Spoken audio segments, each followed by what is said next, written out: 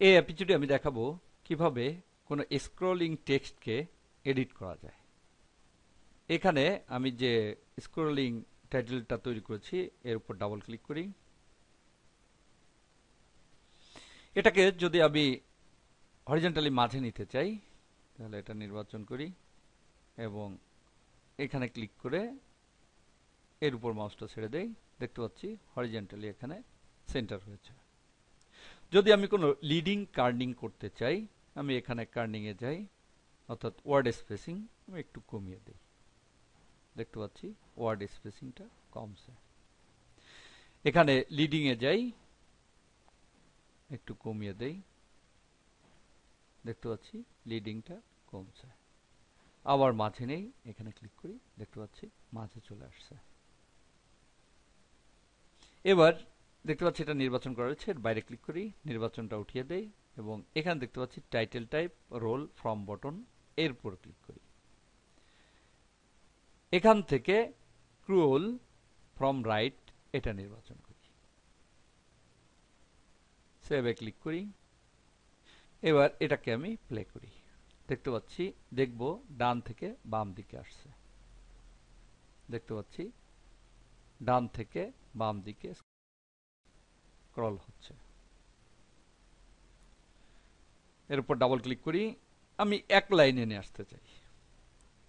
এখানে এর উপর ক্লিক, এখানে ক্লিক, এর উপর ডাবল ক্লিক, এখানে কার্যরটাকে নিয়ে আসলাম। এবার শেষে নেই, কন্ট্রোল রাইট অ্যারো কিটা প্রেস করি, কার্যটাকে শেষে নেই, ডিলিট কিটা প্রেস করি, স্পেস, পাশাপাশি নিয়ে আসলাম। আবার এই লাইনের শেষে যাই।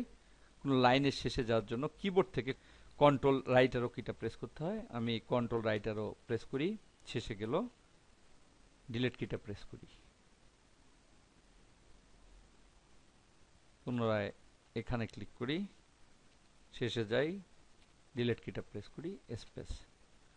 দেখতে পাচ্ছি এটা এক লাইনে চলে আসছে।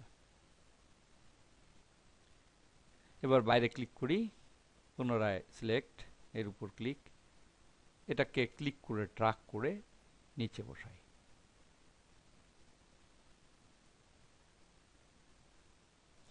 সেভ করি। এবার এখানে আমি পুনরায় এটাকে প্লে করি, দেখব নিচ দিয়ে যাচ্ছে। দেখতে পাচ্ছি নিচ দিয়ে ক্রল করে লেখাটা যাচ্ছে। পুনরায় প্লে করি, দেখতে পাচ্ছি নিচ দিয়ে এভাবে ডান থেকে বাম দিকে যাচ্ছে ক্রল করে।